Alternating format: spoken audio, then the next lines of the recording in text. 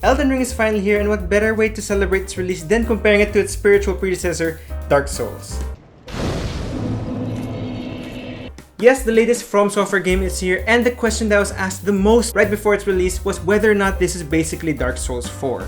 I personally am a huge fan of the Souls series, having played Dark Souls 1, 2, 3, and Bloodborne, and I consider Dark Souls one of my favorite games of all time. Now, I've played 1 or 2 hours of Elden Ring, and based on that, I will tell you 5 reasons why it is not Dark Souls, and 5 reasons why it is exactly Dark Souls 4. So sit back, relax, and let's get right into it. The first and most apparent departure from the Dark Souls franchise is the open world nature of the game. After the first boss and tutorial, open a door to reveal a vast sprawling open world, one that hasn't been seen in any Soulsborne game. Dark Souls had something of an open world wherein after reaching the main area of the game, you have 3 paths to choose from. Though you might find quickly that not choosing the intended path might lead to a lot of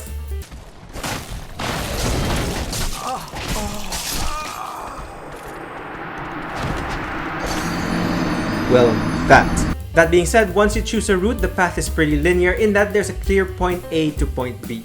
Not so much in Elden Ring. Going north, you'll encounter an armor-clad man on an armor-clad horse, and apparently the strat is to just leave them alone for now. So where should I go first, you ask? Honestly, I don't know yet. I headed to some ruins and it looks like I made progress, but at this point of the game, it's still too early to tell.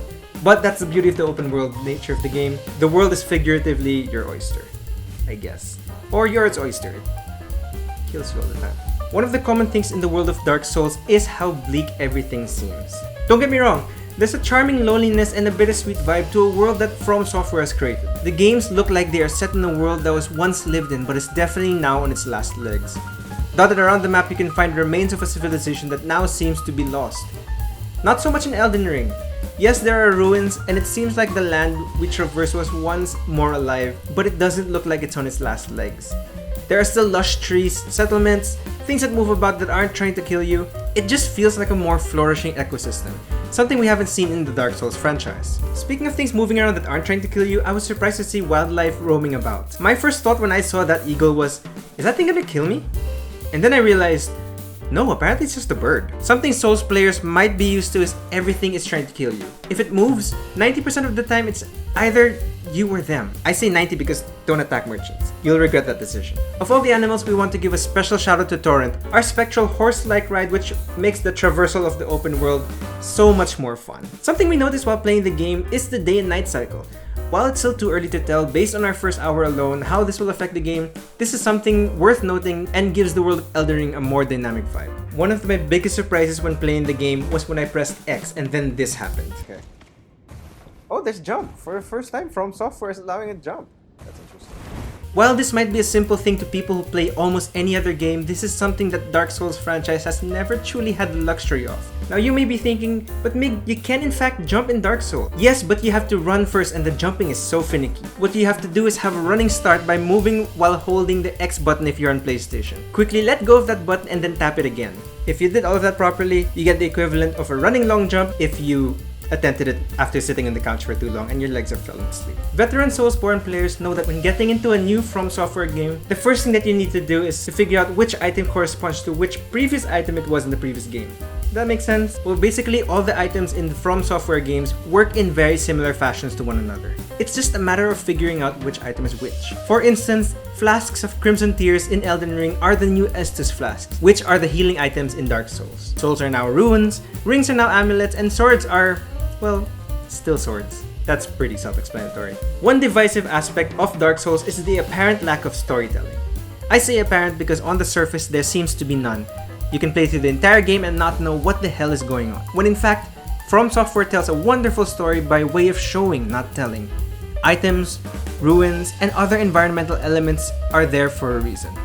Perhaps this fallen statue was an indication of how people worshipped this character as a god in the olden days. If speculating based on environmental cues is not enough for you, you can go through item descriptions that tell a story as well. Elden Ring does something similar. Other than the opening cinematic, the story is told through the various environments that you play through or the item descriptions that you come across. One of the best or worst things about geek culture is the fan base. This is the community that practically lives and breathes the culture of a given franchise.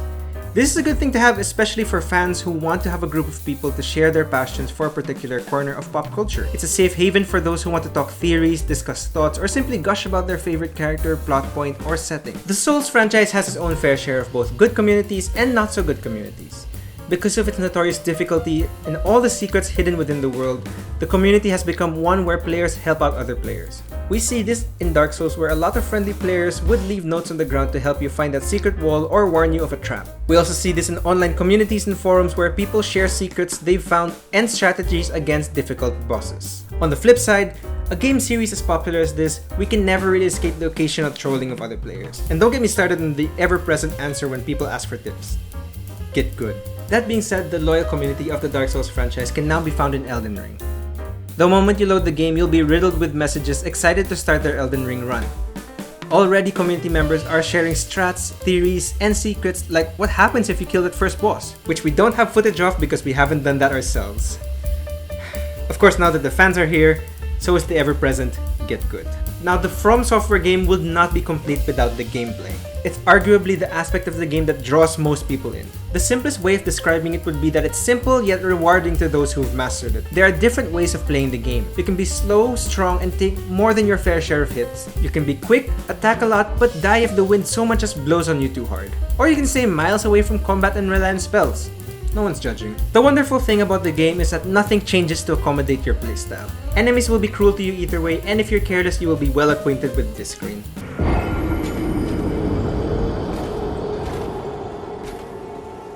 But of course, the heart of the combat is the occasional boss battle. These range from tough as nails bosses to easy to kill bosses, depending on your build and skill level. These are the enemies that create the fondest memories in the whole Souls series. Whether it's dying again, and again, and again, or that feeling of sweet relief when you finally defeat that one boss that's just giving you all that trouble. While they may not have obvious rooms that you'll be fighting them in, they're still tough as nails and require you to learn their movements in order to get that wonderful victory screen. Which again, we don't have footage of quite yet because I am still getting good. Those are the reasons why Elden Ring is and isn't Dark Souls 4 based on the first hour of gameplay alone. Let us know what you think down in the comments and let me know if you've progressed further into the game. How much Dark Souls is it further from the starting point of the map? We would love to hear it from you. If you want to see us play the first hour of Elden Ring, you can click here to see that full video. If you want a different game, you can also watch us play the first hour of Horizon Forbidden West right here. And if you click here, you can subscribe to Spot.ph for more videos about games, travel, food, and many other things to be excited about. I'll see you soon.